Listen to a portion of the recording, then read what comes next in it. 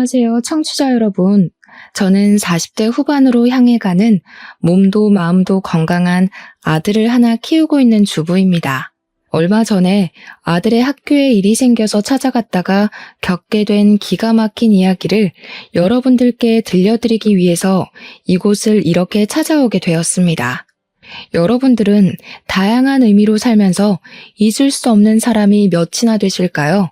저는 사실 손에 꼽히는 수준으로 적게 있었는데 제가 어린 시절부터 당했던 수모를 잊지 못해 기억하는 사람들이었습니다. 제 인생의 끈을 놓게 만들고 싶었던 사람들이자 악착같이 이를 악물게 한 사람들이기도 하고요. 절대로 잊어서는 안 될 인간들이라 마음 깊은 곳에 꽁꽁 감춰둔 판도라 상자 같은 것입니다. 저는 그 사람들 덕분에 어떻게 보면 제 인생을 함께 걸어나갈 동반자를 만나기도 했지만 반대로 그 인간들을 만나지 않았다면 비뚤어지지 않았을 것 같기도 합니다. 제가 애둘러서 이렇게 표현을 하니 어떤 이야기가 펼쳐질지 상당히 궁금하시죠? 제 이야기를 듣다 보면 여러분들도 저와 함께 이를 갈게 될지도 모르겠습니다. 아마 지금의 저는 모든 것을 다 포용하고 해탈할 수 있는 상태이기 때문에 청취자 여러분들도 이야기의 끝을 함께 하신다면 저를 꼭 안아주고 싶어지실지도 모르겠습니다. 잘했다, 잘 살았다, 힘내라. 그런 상투적인 말도 저에게는 큰 응원이자 용기였기 때문에 청취자 여러분들 또한 저에게 따뜻한 말 한마디 부탁드리겠습니다. 언어라는 것은 마음속에 담아두지 말고 표현을 해야 하는 거라고 하더라고요. 저도 제가 받았던 이 상처를 말로써 표현을 해보려고 이렇게 사연을 올려봅니다. 제 사연이 여러분들께 소개가 될지 긴가민가 하지만 그래도 한번 용기를 내서 다 털어버리겠다는 마음으로 줄줄이 제 이야기를 늘어놓아 보겠습니다. 함께 울고 함께 웃어주신다면 더할 나위 없이 이 글을 쓰게 된 저의 용기를 칭찬하게 될 것 같습니다. 그렇다면 지금부터 제 아픈 이야기, 황당한 이야기를 들려드릴게요. 태어났을 때 누구는 금수저를 물고 태어나고 누구는 흙수저를 물고 태어난다고 요즘은 그렇게들 많이 표현을 하더라고요. 어디 아파트에 사냐, 부모님이 무슨 차를 끌고 다니냐, 나라에서 나오는 지원금을 받냐 안 받냐. 그런 걸로 어린 아이들조차도 너는 금수저다, 너는 흙수저다 한다면서요. 저는 그 이야기가 참 우습게 느껴집니다. 흙수저 또한 흙으로 빚은 수저 정도는 들고 태어난다는 이야기 아니겠습니까? 저는 그 흙수저조차도 가지고 태어나지 못한 이 세상에 태어나서는 안 될 취급을 받은 아주 불쌍하게 처절한 아이였습니다. 저희 어머니라고 부르고 싶지도 않은 그 여자는 미혼모의 몸으로 저를 임신해서 제가 뱃속에 들어있는 10개월 내내 저를 감추고 그 누구에게도 드러내지 않았습니다. 어머니께서는 저를 낳고 나서도 버릴지 말지 한참을 고민했던 사람인 것 마냥 멍하니 계셨다고 했습니다. 저를 병원에서 낳은 것도 아니었고 아직도 저는 제가 어디서 태어났는지 알 수가 없습니다. 길바닥인지 아니면 허름한 모텔인지 아무도 알려주지 않아서 알 수가 없었죠.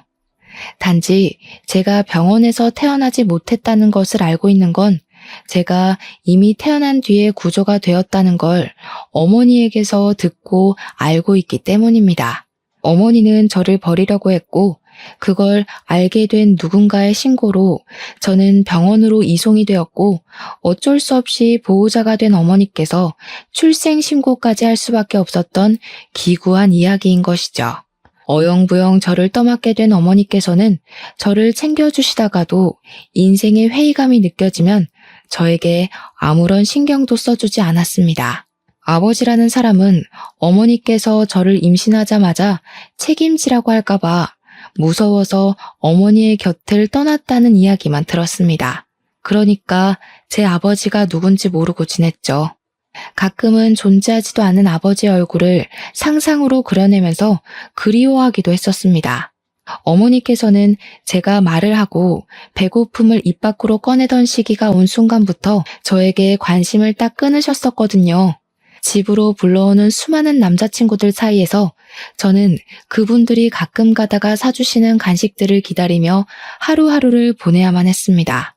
한마디로 정서적으로 상당히 우울감을 가지고 있었고 소극적인 성격이었으며 어머니의 윽박이 무서워 말을 해도 될까 안 될까 고민만 수두룩한 어린 아이였던 것입니다.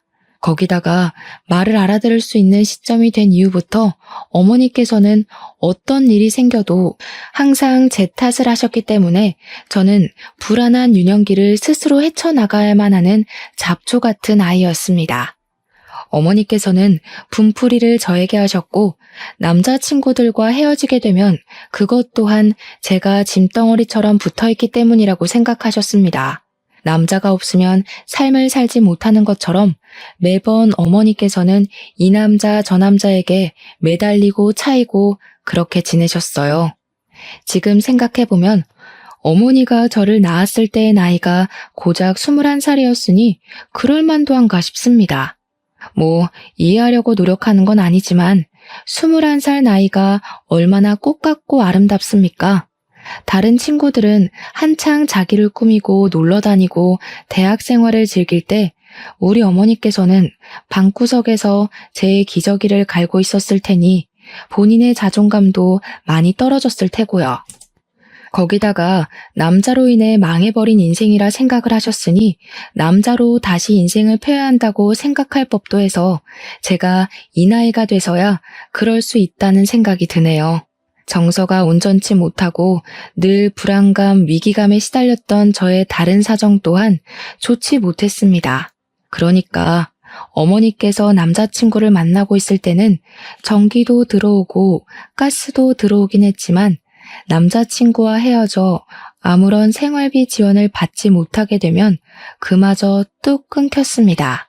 학교에 가려면 씻어야 하는데 전기도 들어오지 않고 난방이 되지 않으니 어두컴컴한 욕실에서 차가운 물로 머리를 감고 몸을 씻어야 했습니다. 가난이 정말 싫었지만 그보다 더 싫은 건 너네 집 엄청나게 가난하다며? 하고 저를 조롱하는 친구들이었기에 매일같이 박박 씻었거든요. 저는 찬물에 온몸이 사시나무 떨리듯 떨렸어도 매일같이 씻고 학교에 등교했는데 그때마다 잠결에 눈도 제대로 뜨지 못한 어머니가 시끄럽다고 소리를 지르셨습니다. 매번 제 탓을 하며 가스가 끊긴 것도 전기가 나간 것도 다 저 때문에 이렇게 살게 된 것이라고 하셨습니다. 모든 이유에 저를 갖다 붙이셨어요. 저 때문에 결혼을 하지 못했고 그래서 어쩔 수 없이 이런 가난함을 겪으며 살아야 한다고 저만 없었더라면 어머니의 인생은 달라졌을 거라고 하셨습니다. 그 시대에는 부부가 이혼을 하는 경우도 지금처럼 많지 않았기 때문에 미혼모에게 달라붙는 시선이 엄청나게 나쁘던 시절이긴 했습니다. 여자가 처신을 어떻게 하고 다녔길래 남편도 없이 혼자 애를 키우냐고 손가락질을 하고 당연히 저와 놀지 말라는 학부모들이 늘어났습니다. 저는 아무런 잘못을 하지도 않았지만 늘 그들 사이에 미운 오리 새끼였습니다. 우리 어머니께서 제 밥이나 제대로 챙겨주셨겠습니까? 그랬다면 제 키가 이리 작을 수가 없지 않을까 하는 합리적 의심이 듭니다. 눈만 마주쳐도 욕을 하고 싶고 분풀이를 하고 싶어서 입을 달싹이던 우리 어머니는 당연히 제 식사도 제대로 챙겨주시지 않았습니다. 밥을 제때 먹지 못하고 먹어도 많이 먹질 못하니 저는 늘 저체중으로 힘들었고 기립성 저혈압이 와 앉았다 일어섰는데도 머리가 핑핑 돌아 쓰러지곤 했습니다. 학교에서 1년에 한 번 실시하는 체력장이라던가 혹은 건강검진의 날에도 늘 저체중이라 많이 먹어야 된다는 결과지를 받았고 빈혈과 저혈압이 있다고 병원에 내원 요망이라 적혀 있었습니다. 하지만 병원에 갈 돈이 없었기 때문에 저는 단 한 번도 그 결과지를 들고 병원에 찾아가 본 적이 없었습니다. 요즘은 무상교육이다, 무상급식이다 해서 밥도 주고 교육도 공짜로 시켜줬지만 예전에는 학교를 다닐 때 분기별로 등록금과 급식비를 지불해야 했었습니다. 중학교도 고등학교도 전부 말입니다. 저는 매번 그 명세서를 들고 집으로 돌아갈 때가 가장 가슴이 두근두근거렸습니다. 공부도 못하는 게 어차피 대학도 못 갈 것인데 뭐 한다고 그 돈을 내고 학교를 다니라는 소리를 매번 입버릇처럼 하셨기 때문에 진짜로 돈을 주지 않으실까 싶었던 것이죠. 그 돈이면 우리 어머니의 며칠간 생활비나 다름없었기에 저는 항상 분기가 되면 돈을 내야 한다는 것에 스트레스를 받고 있었습니다. 매번 돈을 밀리고 제대로 수납을 하지 않으니 교무실에 불려가서 인격 모독을 당해야만 했습니다. 그때는 촌지라는 것도 유행이었는데 뭐 돈 한 푼 없는 비렁뱅이에게 뭘 기대하겠습니까? 그러니 학교 선생님들도 저를 대부분 막대하셨죠. 하지만 중학생 때 유난히 저에게 친절하셨던 담임 선생님이 딱 한 분 계셨습니다. 그 선생님은 잊히지가 않습니다. 늘 등록금으로 힘들어하고 돈이 없어서 주눅이 들어있었던 저를 불쌍히 여기셔서 등록금을 대신 내주기도 하셨던 분이셨거든요.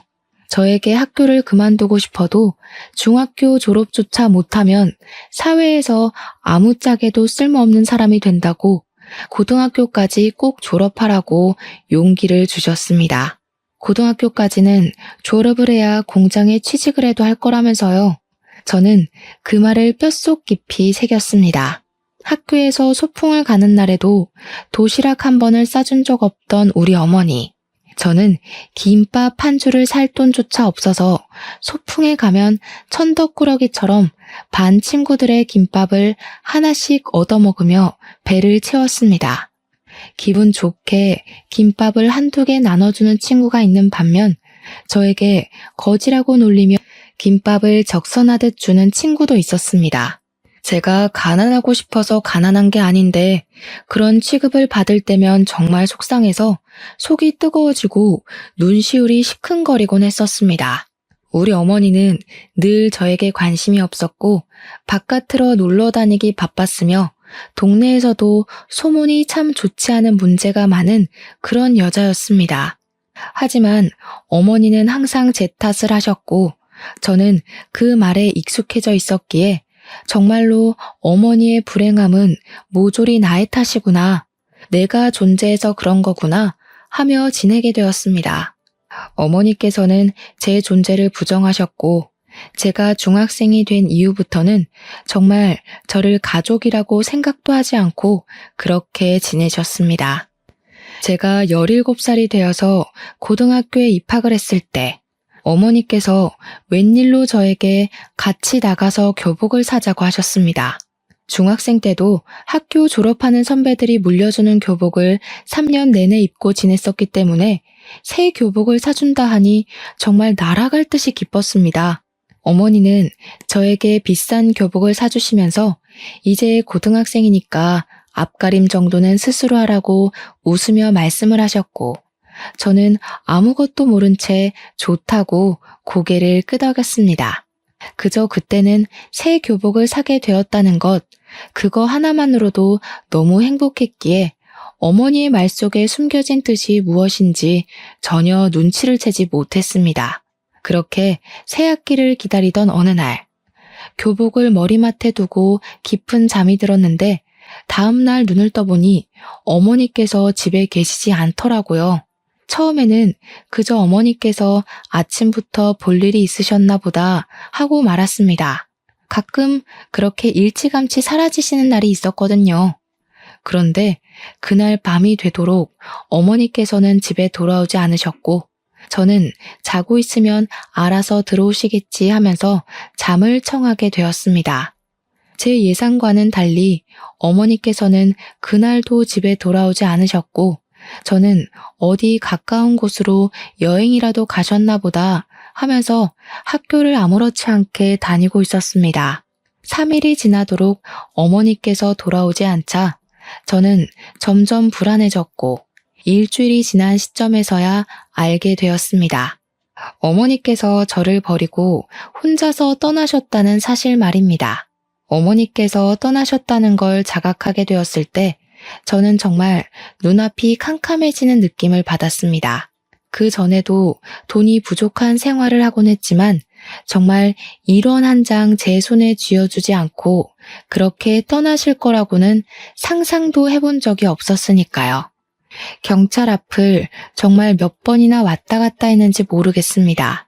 결국 용기를 내어 경찰서에 들어가 우리 어머니께서 가출을 하신 것 같다고 신고를 하게 되었습니다. 경찰들은 귀찮은 걸 떠안았다는 표정으로 저에게 다른 보호자분은 어디에 있냐고 물어보셨고, 저는 아버지가 없었기에 다른 보호자는 없다고 이야기를 했습니다. 그 말이 끝나기 무섭게 경찰들의 표정이 바뀌더니 막 분주하게 이곳저곳 연락을 넣고 저에게 집에 같이 가보자고 말씀을 하셨습니다. 어머니와 제가 간신히 몸을 닐 만한 원룸으로 경찰들과 함께 걸어가고 있는데 대뜸 저에게 다른 보호자가 없으면 보호시설을 가야 하지 않겠냐고 이야기를 꺼내더군요. 경찰분들이 전화통화를 하던 곳은 제가 임시로 지낼 만한 보육원 같은 보호시설이었던 것이었습니다. 보호시설이 요즘은 시설도 좋고 전문적인 선생님들이 상주하고 계시지만 그때 당시에는 그렇지 못했습니다. 시설도 나빴지만 무엇보다 나쁜 원장이 참 많았고 아이들을 상대로 앵벌이를 시킨다던가 무급으로 노동을 시킨다던가 하는 일이 생각보다 꽤 많았습니다. 한마디로 지금보다 더 나쁘면 나빴지 좋을 상황은 아니라는 생각이 들어서 저는 보육시설에 가고 싶지 않다는 생각이 번쩍 들었습니다. 정말 너무너무 무서웠습니다. 어머니께서 혹시라도 나중에 제 생각이 난다면 저를 찾아오실 수도 있다고 생각을 했고 고아원은 죽기보다 가기 싫었습니다. 또 그 시설에 있는 아이들이 엇나간 아이들의 표본이라고 생각을 했거든요. 거기 가면 다 일진들만 수두룩하게 있을 것 같아서 도망치고 싶었습니다. 저는 결국 경찰들의 팔을 뿌리치고 엄마가 돌아오실 거예요 하고는 저희 집 반대 방향으로 뛰었습니다. 경찰들을 따돌린 후에서야 조심히 주위를 살피며 집으로 돌아왔고 오지 않을 걸 알면서도 어머니를 계속해서 기다렸습니다. 저는 어쩔 수 없이 혼자의 생활에 적응을 하게 되었고 새학기가 찾아와 고등학교에 입학을 하게 되었습니다. 학교가 신식 건물이라 그런지 급식이 나왔고 제가 저소득층으로 인정을 받았기 때문에 급식비를 지원받아서 밥을 공짜로 먹을 수 있게 되었습니다. 급식이 부실하긴 했지만 집에 있어봐야 내내 굶으니까 학교에서 주는 밥을 배불리 먹으려고 욕심을 부려 급식을 먹기도 했습니다. 저의 그런 모습을 보고 학교 선생님들도 동급생들도 저를 거지라고 놀리기 시작했고 자연스럽게 왕따가 되었지만 몇 년을 겪었던 일이기에 대수롭지 않게 생각했습니다. 점심을 배불리 먹을 수 있다는 것만으로도 학교 생활이 무척이나 즐거웠거든요. 어머니께서 집을 나간 뒤로는 정말 흰죽도 못 얻어먹는 신세가 되어 저녁은 항상 굶거나 수돗물로 배를 채워야만 했습니다. 동급생 여자애들은 저를 무시하기 시작했는데 그 중에 유독 민지라는 여자아이가 저를 그렇게 괴롭히고 못살게 굴었습니다. 여자아이들의 따돌림이라는 게 그냥 욕이나 하고 무시나 하고 그 정도로 가벼울 것 같다고 생각하시는 분들이 대부분일 텐데요. 아닙니다. 정말 무섭습니다. 특히 민지라는 친구는 그저 저를 괴롭히기 위해 존재하는 사람 같았다고나 할까요? 아니요. 사탄 같은 친구였습니다. 처음에는 그저 다른 일반적인 왕따나 장난처럼 교과서나 체육복을 숨겨놓고 골탕을 먹이는 가벼운 장난으로 시작을 했으나 강도는 점점 심해졌습니다. 그도 그럴 것이 제가 초등학생 때부터 쭉 왕따를 당해왔는데 고작 교과서와 체육복 따위로 크게 반응을 할 리가 없었으니까요. 저를 괴롭히는 무리들은 제가 반응하지 않자 점점 심하게 저를 괴롭히기 시작했고 제 얼굴이 일그러지는 것을 보면서 상당히 기뻐했습니다. 더러운 쓰레기들을 모아서 제 책상 서랍 안에 넣어두기도 했고 일부러 화장실에 들어가 있으면 천장과 칸막이 사이로 물을 뿌려대기도 했습니다. 몇 번의 물 세례를 받은 뒤 교실에 들어가지도 못하고 화장실에서 숨지겨 울고 있었는데 선생님께서 수업에 들어오지 않았다고 공개적으로 저를 혼낸 일도 있었고요. 수업이 다 끝나고 집에 돌아가는 길에도 학교에서 쳐다본 게 기분이 나빴다며 저를 뒷골목으로 불러서 괴롭히는 일도 있었습니다. 몇 번의 반복 끝에도 저는 그 괴롭힘에 익숙해지지 않았고 더 이상은 견디기 힘들어 어른들에게 도움을 요청하려고 했지만 제 편을 들어줄 어른이 하나도 없었습니다. 결국 저는 큰 결심을 하고 선생님을 찾아갔더니 친구들 사이에서 그럴 수도 있지 않냐고 하시며 가해자의 편에 서서 이야기를 하시더라고요. 저에게 성격에 문제가 있을 수도 있으니까 반 친구들이랑 잘 지내보려고 노력을 해보라고 하시면서 마치 제가 가해자인 것처럼 이야기를 하셨습니다. 결국 저는 참다 경찰서를 찾아가게 되었고 경찰서에서는 학교에 신고가 접수되었다며 찾아와 가해 학생들을 불러냈습니다. 하지만 학교 측에서 학생들이기 때문에 수업을 뺄 수 없다고 완강하게 거부를 했고 우리 학교에서는 학교 폭력이라든지 왕따 같은 것은 없다고 딱 잘라 말했습니다. 그 뒤에 담임 선생님께서 저를 불러다가 같은 반 친구들끼리 장난도 치고 하는 거지 그런 걸로 경찰에 신고를 하면 안 된다고 저를 혼내셨습니다. 제가 못된 아이고 염치도 없는 학생이고 그러니 저에게 친구들이 하나도 없는 거라면서 저를 질책하시더라고요. 다행히 살던 집에서 쫓겨나는 일은 없었지만 제가 아르바이트를 하지 않고서는 생활을 전혀 할 수 없는 수준에 이르렀습니다. 눅눅해져 곰팡이가 피어버린 쌀은 더 이상 곤란해 먹을 수 없을 지경이었고 반찬 같은 건 기대도 할 수 없는 수준이었습니다. 물조차 살 돈이 없었기에 수돗물을 떠다 마시고 있었는데 그마저도 끊기기 일보 직전이어서 저는 일자리를 알아보게 되었습니다. 사실 그동안은 어머니께서 모든 공과금을 내고 계셨기에 저는 몰랐는데 전기와 가스가 끊겨버린 터라 정부에서 저희 집을 방문하게 되었습니다. 제가 혼자 어두운 방구석에 있는 걸 보고 보호자는 어디에 있냐고 몇 번이나 물어보았는데 저는 제 보호자가 어디에 있는지를 모르니 대답을 할 수 없었습니다. 저는 보육시설로 옮겨질 수 있다는 불안함에 사회복지사를 붙잡고 엉엉 울면서 보육원만큼은 가고 싶지 않다고 매달려야 했습니다. 복지사는 저에게 보육시설이 나쁜 곳이 아니라고 지금보다 훨씬 더 좋은 생활을 할 수 있을 거라며 저를 달랬지만 저는 극구 거부를 했습니다. 갖은 핑계를 다 대면서 혹시라도 돌아올 어머니를 기다리고 싶다고 이 집으로 분명 돌아오실 거라고 필사적으로 보육시설에 가는 것을 거부했습니다. 결국 복지사는 주민센터와 연계해서 저를 지원해 줄 수 있는 국가법이 있나 찾아보기 시작했고 저는 그제야 제가 몰랐던 사실 하나를 알게 되었습니다. 등본을 떼어보니 저와 어머니가 완벽하게 세대 분리가 되어 있더라고요. 그러니까 저희 어머니는 저를 버리고 떠나서 재혼을 하시고 살림을 차린 것입니다.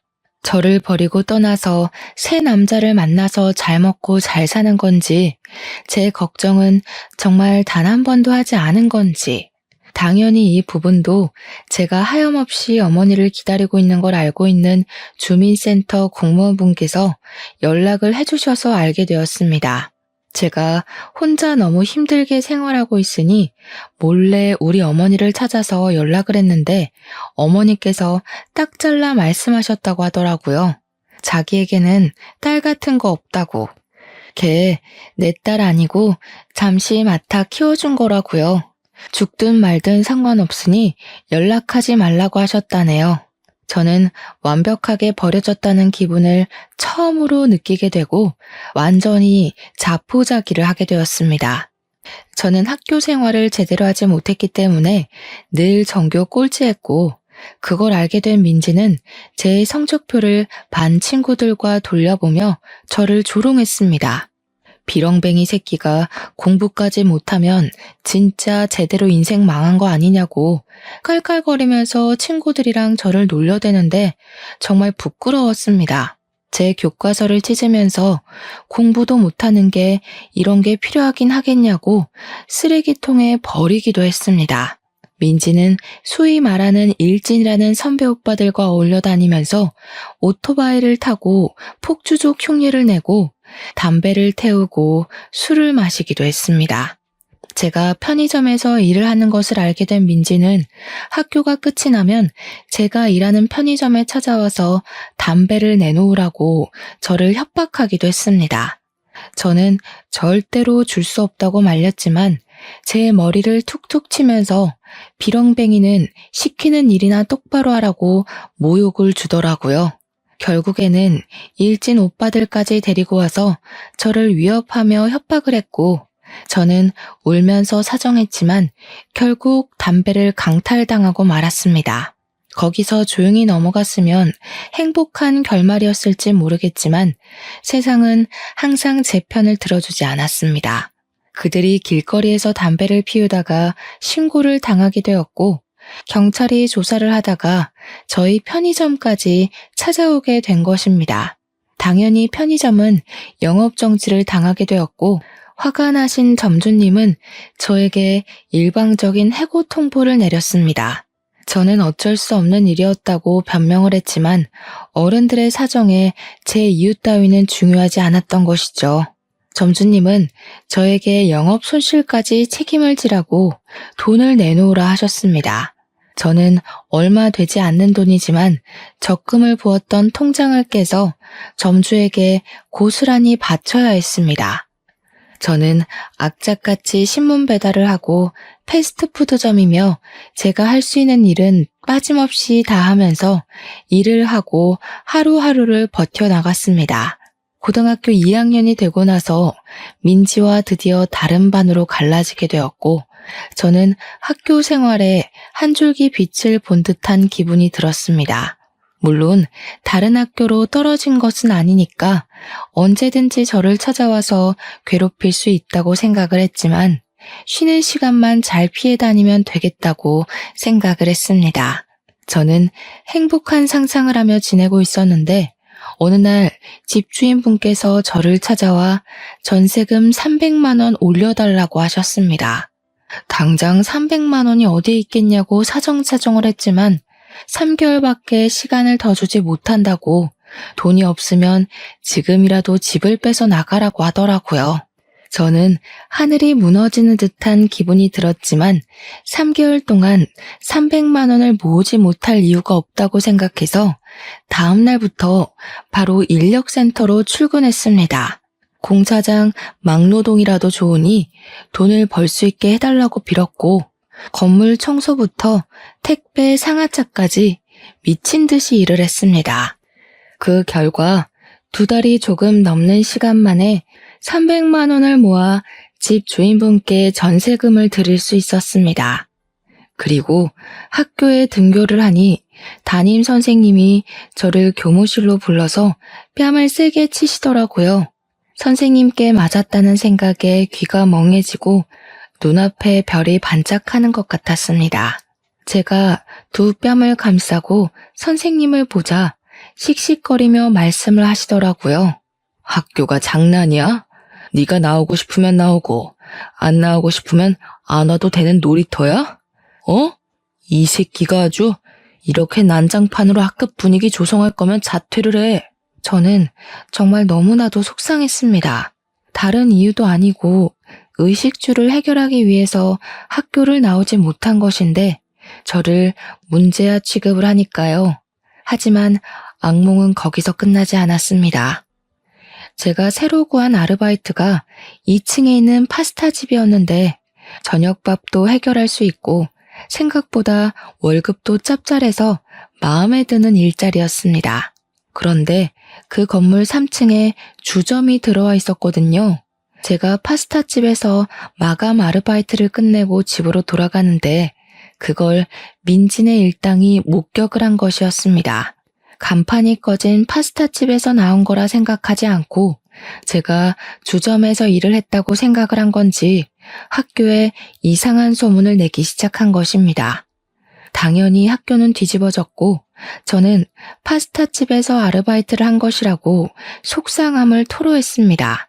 하지만 제 말을 믿어주는 사람은 아무도 없었습니다. 저를 믿지 못한 담임 선생님은 파스타집까지 찾아오셨고 제가 실제로 그곳에서 아르바이트를 하고 있다는 걸 보고 나서야 믿어주셨죠. 이미 소문은 전교생들에게 다 퍼져 있었고 저는 일일이 그 친구들을 찾아가서 주점에서 일을 하는 게 아니라고 해명을 할 수가 없었습니다. 결국 학부모의 항의 전화가 걸려오고 학교에서는 저에게 학교의 이미지를 실추했다고 하며 자퇴를 권유했습니다. 저는 죽어도 졸업장을 받고 싶다고 했지만 그러면 강제 전학을 보내겠다고 했어요. 저는 결국 고등학교 2학년이 되어서 학교를 그만두고 말았습니다. 저는 희망을 잃지 않고 계속해서 일을 하며 쉼없이 버텨냈고 20살이 되었습니다. 취직을 하고 싶었지만 내세울 게 없고 고등학교마저 중퇴이니 취직을 할 수 없었습니다. 저는 아르바이트를 전전긍긍하며 난방 올 때도 찬기가 가시지 않는 반지하 단칸방에서의 삶을 벗어나지 못하고 있었습니다. 그러다가 모르는 번호로 전화가 걸려와 받게 되었는데 제 계좌가 범죄의 연루가 되어서 지급 정지 처분을 받게 되었다며 웬 검사라는 사람이 전화를 했더라고요. 그럼 저는 어떻게 하냐고 했더니 통장에 있는 돈을 검찰청에서 관리하고 있는 계좌로 이체를 하라고 시키는 게 아니겠습니까? 저는 너무 놀라기도 했고 제 돈이 불법 자금에 연루가 되었다고 하니 무섭기도 해서 그 검사가 시키는 대로 바로 이체를 했습니다. 다들 예상하셨다시피 그 전화는 보이스피싱 전화였고 저는 정말 제 평생을 모아온 돈 800만 원을 그 전화 한 통화에 전부 잃게 되었습니다. 비어버린 제 통장 잔고를 확인했을 때 경찰서에 찾아가 울면서 제 돈 돌려달라고 외쳤으나 난감해하던 수사관님을 보았을 때 저는 정말 죽고 싶다는 생각 외에 아무런 생각도 들지 않았습니다. 저는 왜 이런 운명을 달고 태어나서 이렇게 불쌍하고 기구하게 살아야 하나 엄청 슬펐습니다. 저는 결심을 했습니다. 인생을 끝내기로요. 한강에서 이때까지 살아온 모든 삶을 포기하기로 마음먹고 다들 많이 오른다는 한강다리 정 가운데에 서서 해가 지는 노을을 바라보며 뛸 준비를 마쳤습니다.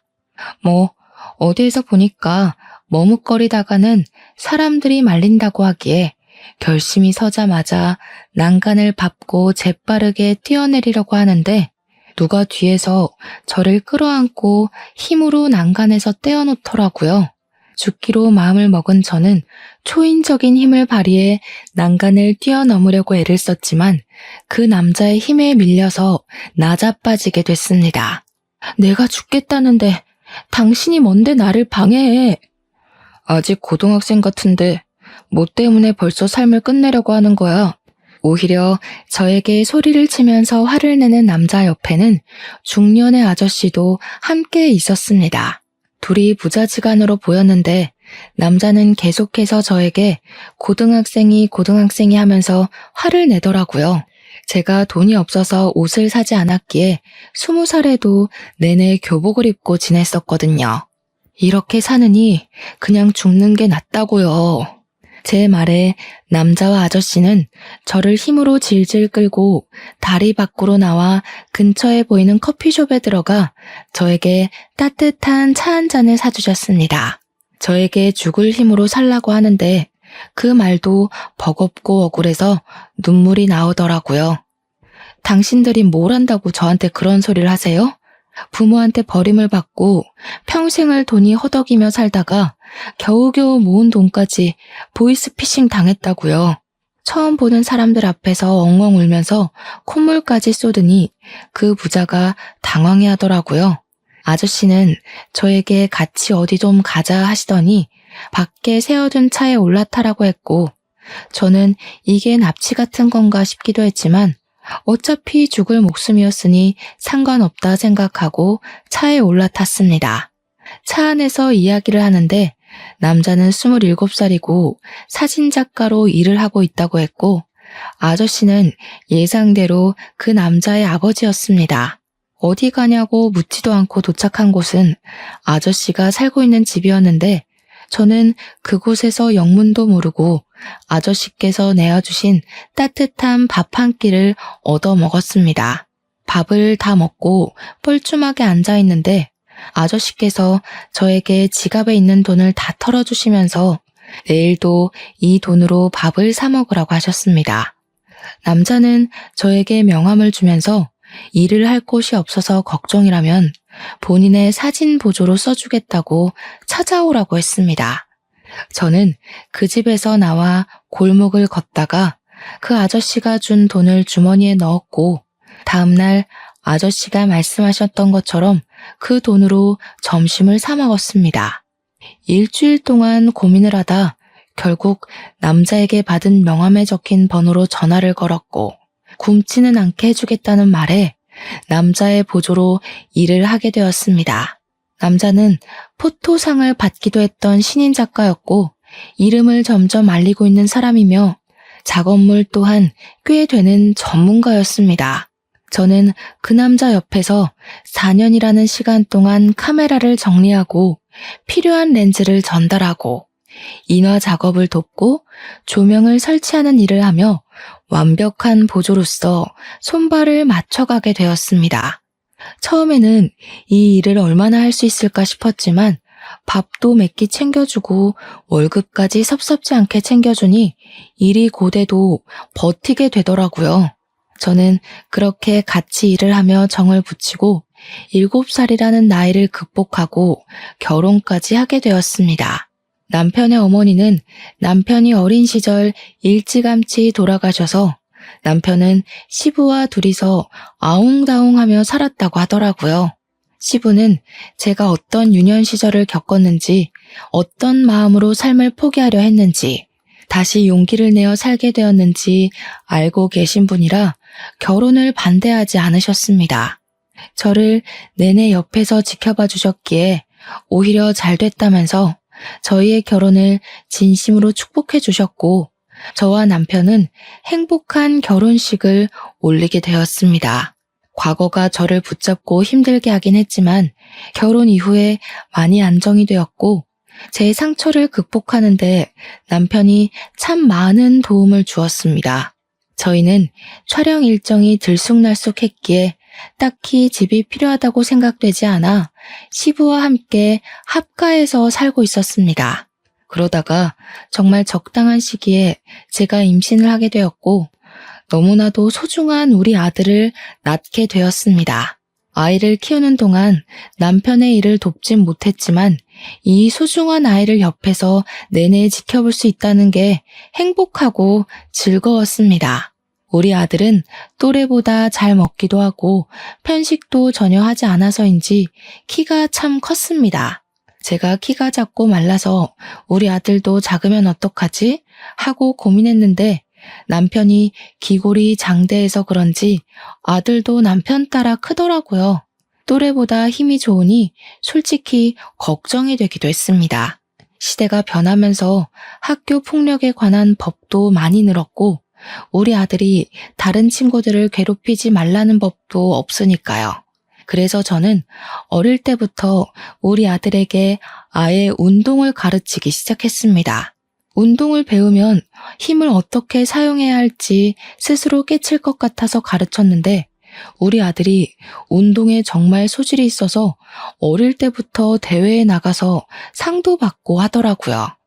태권도, 검도, 합기도를 시키고 12살 때부터는 아예 유도까지 정식으로 가르치기 시작했습니다. 15살이 되었을 때는 복싱을 배워보고 싶다는 아들의 말에 프로복서가 운영하는 운동장에 아들을 등록시켜서 복싱을 가르치기도 했습니다. 무럭무럭 자란 우리 아들은 17살이 되어 고등학교에 진학을 하게 되었는데 생전 문제 한 번 일으킨 적 없었던 아들이 어느 날 큰 사건에 휘말리게 되었습니다. 집에서 시부와 함께 점심을 차려 먹고 쉬고 있는데 학교에서 전화가 걸려온 것이 아니겠습니까? 우리 아들이 폭력 사건에 휘말려서 지금 학교로 오셔야 할 것 같다는 담임 선생님의 전화였습니다. 놀래서 남편까지 호출해서 학교에 달려갔는데 알고 보니 우리 아들이 같은 반 일진 같은 친구가 약한 친구를 괴롭히고 있어서 하지 말라고 말리는 과정 중에 시비가 붙어 싸우게 된 것이었습니다. 학교 선생님들도 평소 수업 태도가 좋은 우리 아들의 편을 들었고 사건의 전말을 다 알고 있어 일진 친구를 전학 보내기로 결정을 내렸다고 하더라고요. 하지만 일진 학생 부모가 학교에 찾아와서 자기 아들이 맞았으니 피해자인데 왜 우리 아들이 전학을 가냐고 난동을 부리고 있다는 겁니다. 저는 일단 우리 아들이 일진 학생과 싸웠기에 이야기를 나누려고 갔는데 거기에는 왕따를 당하던 학생네 부모님도 같이 자리를 하고 있더라고요. 일진 학생의 부모 얼굴을 보는데 이상하게 얼굴이 낯이 익은 게 아니겠습니까? 그 순간 딱 기억이 나더라고요. 네, 바로 민지였습니다. 지금 우리 아들을 때려놓고 뻔뻔하게 얼굴을 들고 나타나? 너 혹시 땡땡 고등학교 나온 강민지 아니니? 그러니까 저를 빤히 보더니 기억해내고는 기가 막히다는 듯이 웃더라고요. 그 순간 피해자 학생의 부모가 소리를 쳤습니다. 뻔뻔하게 우리 아들을 괴롭힌 놈이 피해자라고 나서는 게 어이가 없어 정말? 이러는 거 쪽팔리지도 않아요? 지금이 어느 시대인데 너 학교 다닐 때도 그렇게 일진짓거리를 하고 담배 피우고 오토바이 타고 하더니 변한 게 하나도 없구나. 뭐? 뭐가 어쩌고 어째? 담배를 피우고 오토바이를 타요? 우리 와이프가? 순간 민지가 사색이 되어서 입을 합 다무는데 민지 남편이 민지를 확 째려보면서 말을 하더라고요. 학교 다닐 때 조신하게 공부만 했다고 그래서 유학도 갔다 왔다고 하더니 생양아치였다고? 제가 누굴 닮았나 했더니 이것은 사기꾼 아니야? 그러면서 갑자기 민지네 부부가 부부싸움을 시작하는 게 아니겠습니까? 피해자 학생 부모와 저희 부부 모두 어이가 없었죠. 민지가 오해가 있다면서 자기가 다 설명할 테니 시부모에게는 비밀로 해달라고 남편에게 사정사정을 하는데 제가 이때다 싶어 폭로를 이어나갔습니다. 오해는 무슨 오해야. 너 내가 일하던 편의점에 와서 담배 내놓으라고 난리쳐서 영업 정지까지 먹였잖아. 제 말에 민지 남편이 거칠게 넥타이를 풀면서 쪽팔려 죽겠다고 소리를 치더라고요.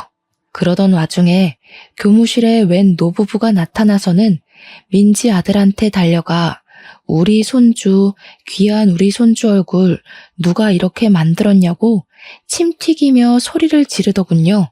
제 아들의 멱살을 잡은 할머니가 네가 우리 손주 때린 거냐고 난리를 치는데 남편이랑 저랑 기가 막혀서 빤히 바라보았습니다.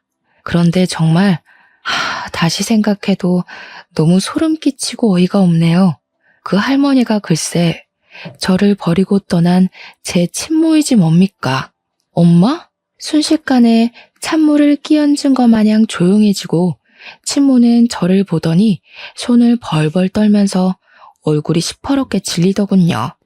제 남편도 어리둥절해서 저를 바라보는데 보아하니 친모랑 재혼한 남자의 아들이 민지의 남편인 것이었습니다. 교무실은 완전히 난장판이 되었죠. 저 사람이 너 버리고 갔다는 그 친모? 하루아침에 가출을 하더니 딴 남자랑 재혼해서 나 같은 거 모른다고 했던 그 친모. 이게 다 무슨 소리야?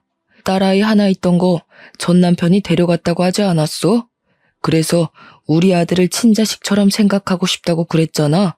그들의 막장 이야기를 듣다 보니 상황이 모두 정리가 되더라고요. 민지는 제 남편에게 요조 숙녀인 척 연기를 했고 날라리처럼 행동했던 지난 과거를 전부 청산하고 시집을 간 것이었습니다.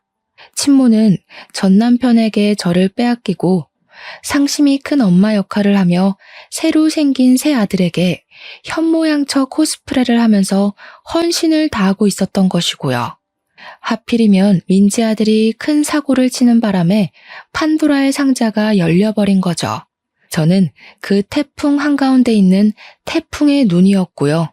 민지고 친모고 저에게 매달리며 오해 좀 풀어달라고 하는 거 저는 싹 무시하고 그들이 알고 싶어하는 진실을 알려주었습니다. 민지 쟤는 일진이었고 술 담배는 기본으로 했죠. 양아치 오빠들이랑 어울려 다니면서 오토바이를 탔고요. 저를 엄청나게 괴롭혀서 자살까지 생각했었어요.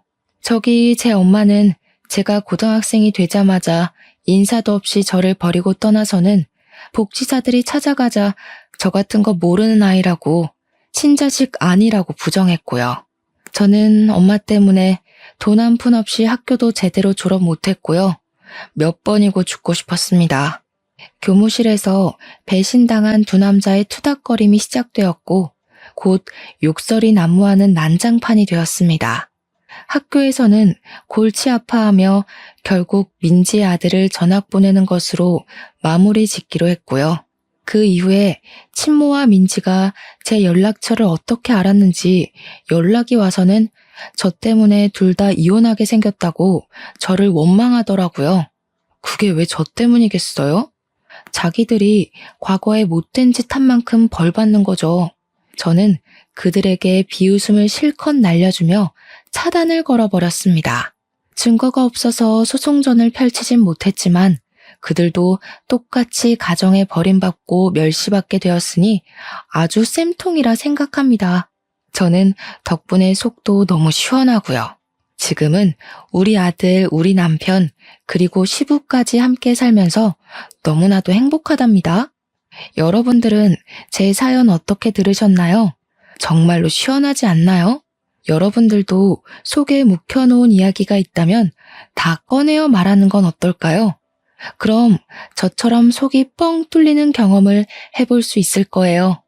아무튼 제 이야기는 여기서 끝입니다. 들어주셔서 정말로 감사합니다.